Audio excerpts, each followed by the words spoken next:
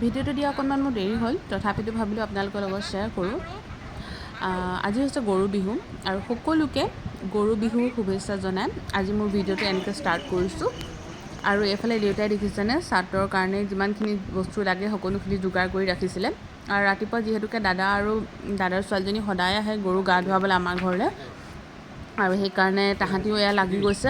আৰু এইফালে ককাকে নাতিয়েকক কেনেকৈ চাটত এনেকৈ লাঠিত কেনেকৈ ভৰাব লাগে সকলোখিনি শিকাই আছে। এফালে বাপেকে জীয়েকক মই ভাবিলোঁ এইখিনি সময় কেপচাৰ কৰি ৰাখোঁ, আৰু এইবিলাক মোমেণ্টনো ক'ত পাম আকৌ, আৰু ভালো লাগিলে। আৰু তাহাঁতক একচুৱেলি এইবিলাক অকণমান শিকাবও লাগে। এইবাৰ যিহেতুকে বিশ্বনাথ চাৰিআলি ঘৰত আমাৰ গৰুজনী নাই, সেইকাৰণে ডিব্ৰুগড় ঘৰতে ভাবিলোঁ এইখিনি কৰি আহোঁ বুলি। আৰু সেইকাৰণে ককাকৰ লগত লাগি দুইটাই নাতিয়েকে নাতিনীয়েকে দুইটাই এনেকৈ সকলোখিনি গৰুৰ কাৰণে যোগাৰ কৰিলে।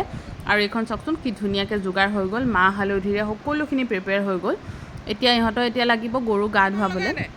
একচুৱেলি আমি একো নকৰোঁৱে, দুইটাই কৰে। আমি অকণ নিয়মটোহে কৰি দিছোঁ, বাকী ইহঁত দুটাহে কৰি বহুত বেছি ভাল পায় একচুৱেলি। প্ৰথমে গৰুজনীক মাহ হালধিৰে ধুৱালে, তাৰপিছত আমাৰ পোৱালি এটাও আছে তাকো ধুৱালে।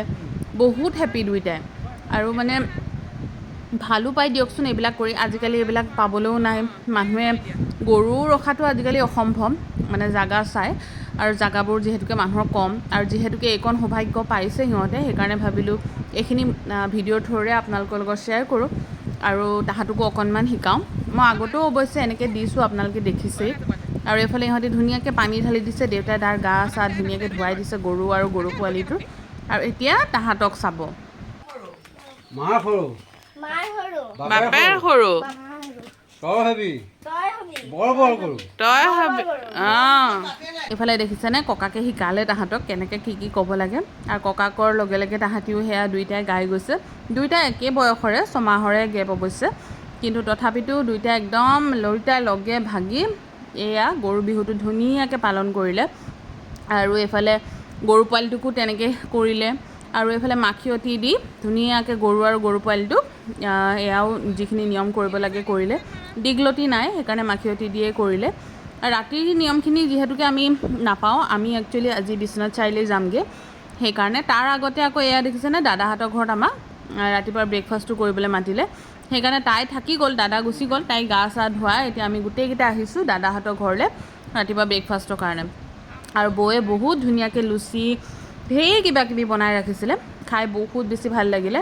আৰু বৌ আজি মই ভিডিঅ' কৰিম বুলি একদম ধুনীয়াকৈ সাজি কাচি, অৱশ্যে তাই বিহুৰ দিনা এনেকৈয়ে থাকে, তথাপিতো আৰু অকণ ধুনীয়া হৈ আছে বোলে মই ভিডিঅ' কৰিম বুলি। আৰু সেয়া খাই বৈ এতিয়া আমি ওলালোঁ। এয়া দেখিছে নহয় বগীবিল দলং পালোঁহি।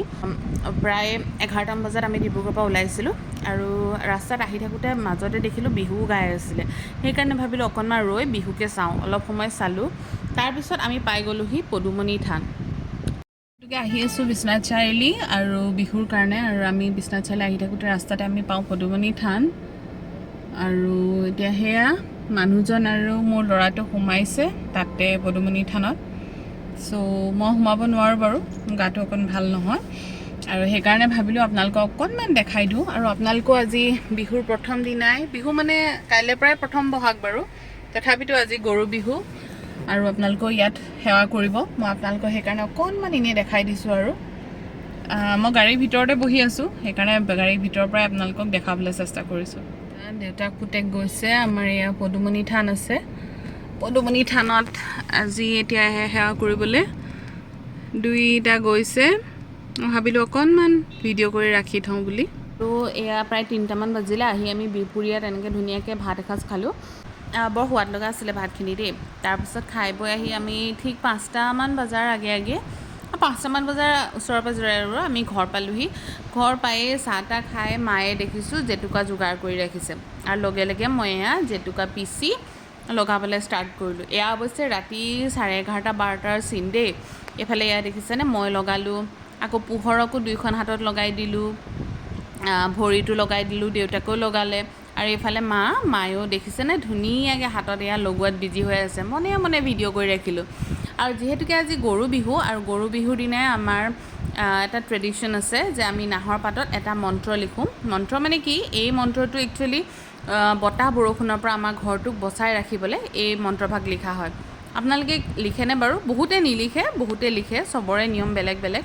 আৰু এনেকেই আজি গৰু বিহুটো চেলিব্ৰেট কৰিলোঁ দুইখন ঘৰতে বহুত ভাল লাগিলে আৰু আজি মোৰ ভিডিঅ'টো ইমানেই আপোনালোকে মোৰ ভিডিঅ'বিলাক চাব আৰু কেনেকুৱা পায় জনাবলৈ একেবাৰে নাপাহৰিব আজিলৈ আহিছোঁ